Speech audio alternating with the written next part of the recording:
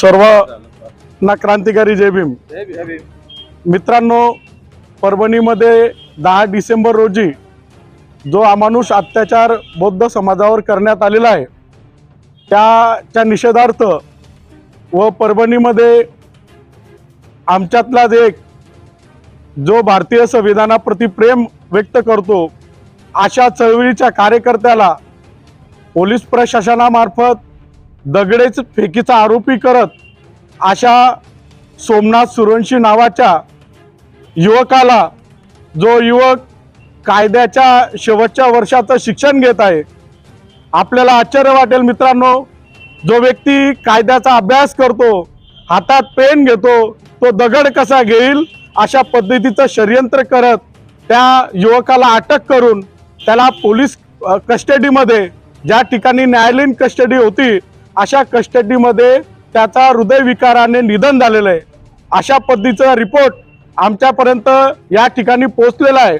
परंतु आमचं सांगणं हे आहे की पोलिसांनी तो कस्टडीमध्ये हृदयविकाराच्या झटक्याने वारला, याचं कुठल्याही पद्धतीचा पुरावा नसताना, कुठली फॉरेन्सिक रिपोर्ट नसताना आपण हृदयविकाराच्या झटक्याने तो वारला अशा पद्धतीची बातमी फैलून परत महाराष्ट्राला हादरा पोहोचवलेला आहे। सांगायचं तात्पर्य असं आहे मित्रांनो, परभणीमध्ये 10 तारखेला एका सामाजिक संघटनेच्या माध्यमातून ज्या ठिकाणी बांगलादेशमध्ये हिंदूंवर अन्याय अत्याचार झालेला आहे याच्या निषेधार्थ एक मोर्चा निघालेला होता। तो मोर्चा बाबासाहेबांच्या पुतळ्यापासून काहीतरी हाकेच्या अंतरावर, म्हणजे छत्रपती शिवाजी महाराजांच्या पुतळ्याच्या मागे परभणीमध्ये एका मोकळ्या जागेमध्ये त्या मोर्चाचा समारोप घेण्यात आला। सदर मोर्चामध्ये असलेले ज्यांनी बाबासाहेबांच्या प्रतिकृतीची किंवा संविधानाच्या प्रतिकृतीची विटंबना केलेली आहे असा तो विकृत माणूस त्या ठिकाणाहून कोणते विचार प्रेरित घेऊन आला आणि त्यांनी बाबासाहेबांच्या या संविधानाच्या प्रकृतीची विटंबना केली याची सखोल चौकशी होणे गरजेचे। त्याचबरोबर त्या परभणी शहरामध्ये जो सुरक्षा रक्षक पुतळ्यांवर दिलेला होता, गेल्या 6 महिन्यापासून त्या सुरक्षा रक्षकाची जागा ही रिक्त होती। ती जागा न भरता इतर पुतळ्यांना त्या ठिकाणी सुरक्षा रक्षक आहे, परंतु बाबासाहेबांच्या पुतळ्याला त्या ठिकाणी सुरक्षा रक्षक नाही अशी सुद्धा शंका आमच्या मनामध्ये निर्माण झालेली आहे।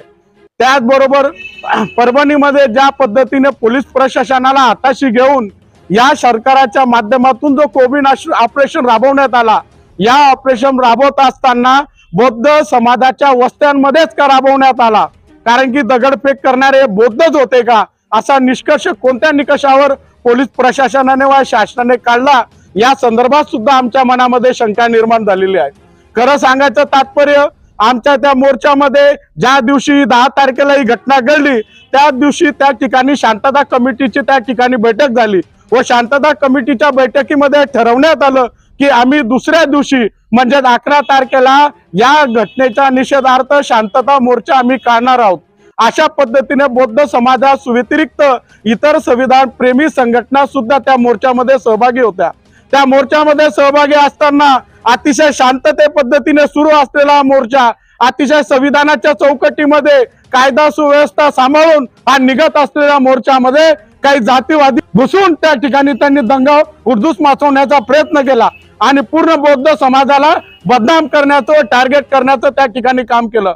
आमच्या आया बहिणी, आमचे लहान बालक यांच्यावर निर्गुण पद्धतीने लाठीचार्ज करून त्यांना भयभीत करत लवलवान करण्याचा प्रयत्न त्या परभणी शहरामध्ये घडला।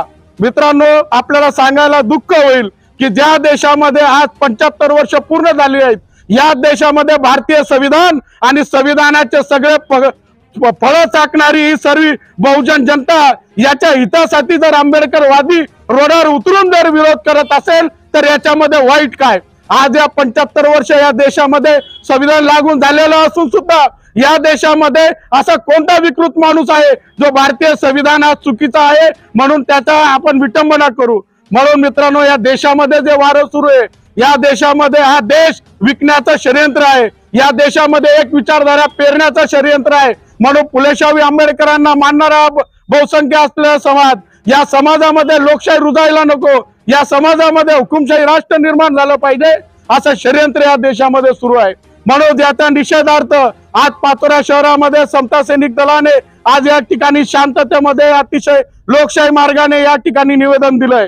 गेल्या 4 दिवसापासून समता सैनिक दल हे विविध शहरांमध्ये गावांमध्ये मोर्चे काढून निवेदन देऊन आपला निषेध नोंदवत आहे। जिल्ह्याला आपले जिल्हा अधिकारी साहेब यांना सुद्धा आम्ही निवेदन दिलं, त्याचबरोबर चाळीसगाव शहरामध्ये निवेदन दिलं, भडगाव मध्ये दिलं, पारोळ्यामध्ये दिलं, एरंडोल मध्ये दिलं, चोपड्यामध्ये दिले। आज जामनेर मध्ये सुद्धा आम्ही या ठिकाणी निषेध नोंदवणार आहोत। जामनेर तालुक्यात असेल किंवा इतर कुठल्याही तालुक्यांमध्ये आज समता सैनिक दलाच्या माध्यमातून निवेदन देण्याची प्रक्रिया सुरू आहे। म्हणून आपल्या सर्वांच्या माध्यमातून हे सांगू इच्छितो व या जातीवादी सरकारला मी सुनावू इच्छितो की जर तुम्ही आमच्या समाजाला किंवा संविधान प्रेमी लोकांना डवसण्याचं काम केलं तर याचे परिणाम तुम्हाला लोकशाहीच्या माध्यमातून या ठिकाणी भोगावे लागतील।